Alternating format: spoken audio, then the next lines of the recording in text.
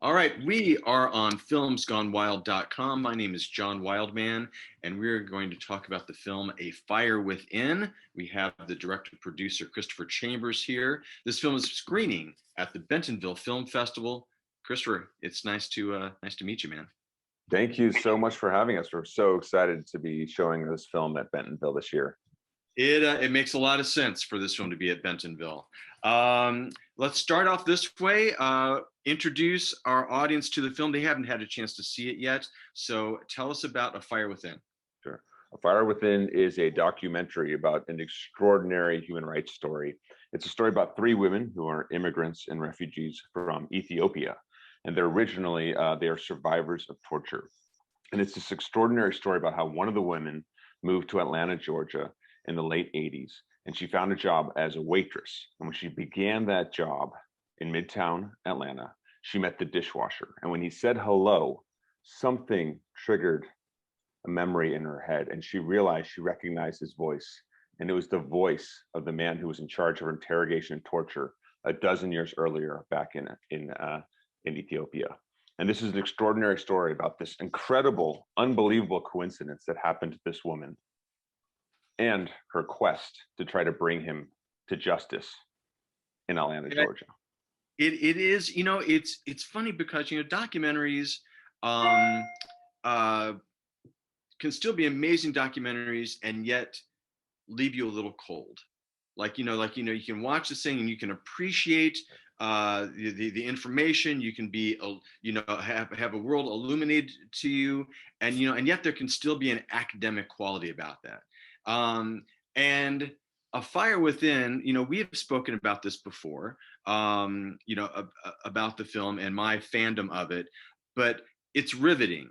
It is emotionally riveting. It's an amazing story, but I think the success and what I really appreciated about it is the rare insight it gave me, and connection to people in this kind of situation. Because in the news, we see things like this occasionally, stories in a similar plane, maybe not exactly as dramatic as this one.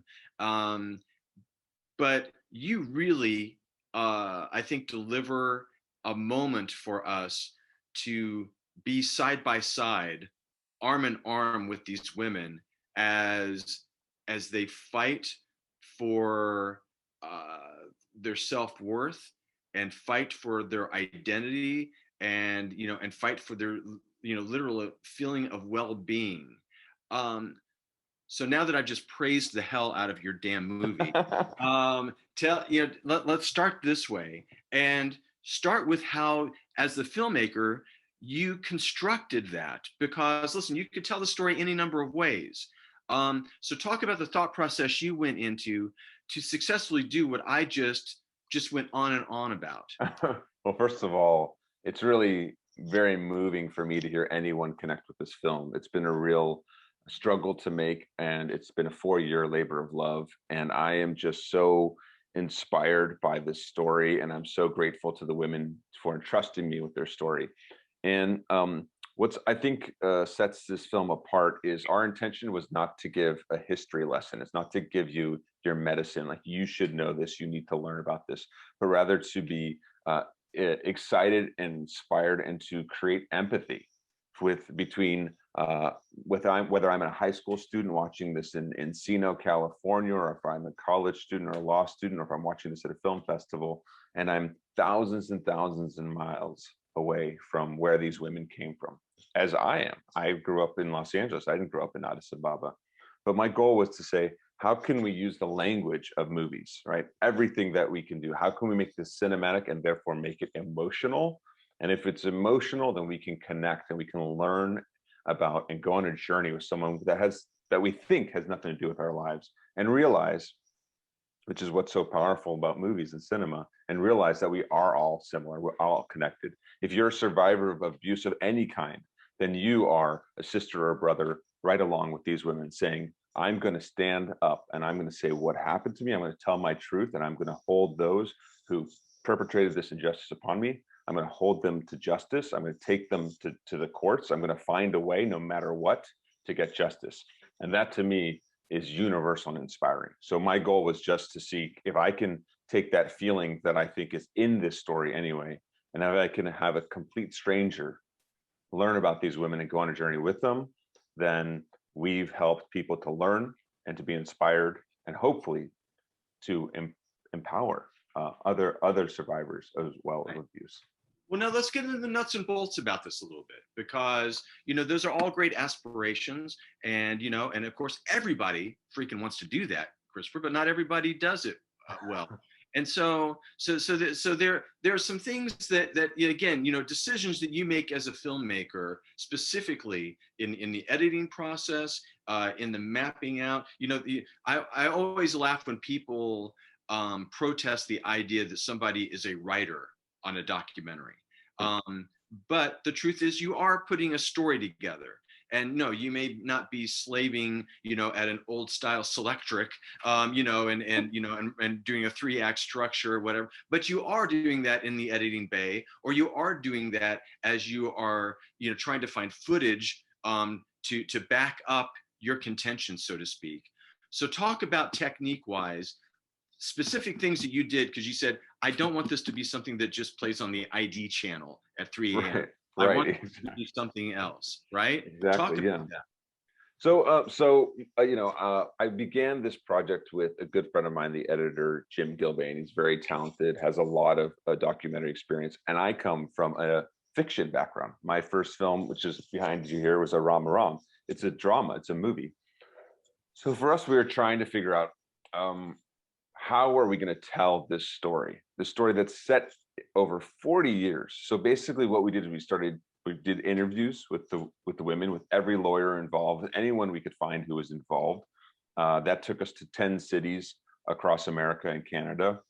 We interviewed history experts, but again, we weren't going for a history lesson. We are telling the women's stories. And that's what I think is so powerful about, again, cinema and movies, is to be anchored in someone else's point of view and see the world through their eyes. So that was my goal. And I think really the first step of that, aside from saying, okay, we're gonna make it cinematic, we have an intention that we want to follow the women's experience and their emotional experience. That's always going to be our divining rod. That's always our touchstone.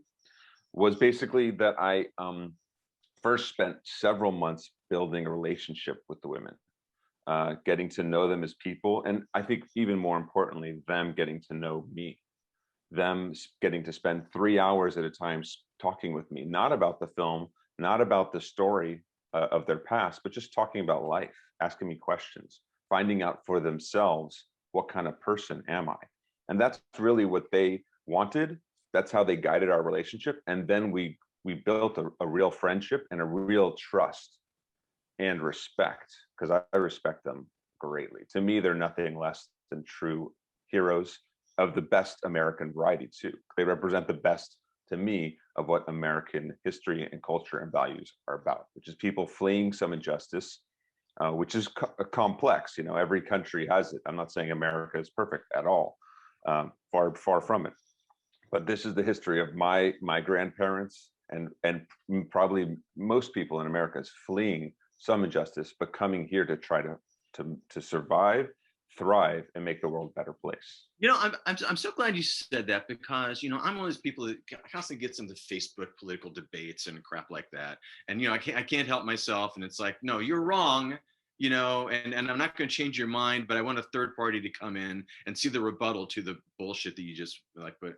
And one of the things I often talk about is the people that get enmeshed in the symbolism of this country as opposed to what the ideals are. And you're absolutely right. And I didn't even thought about it in this context, that what these women do is so enmeshed in the true ideals of what America is supposed to be about. And you can find irony in the fact that they're the ones that teach it to us through this film in a weird way, because they didn't come from fucking Iowa, right? And yet they are the pure embodiment of what the founding fathers were hoping for. That you go, no, if you're in this country, you can fight back.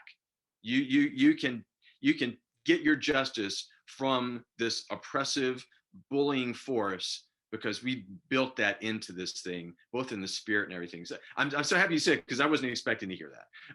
And man, you couldn't be more right.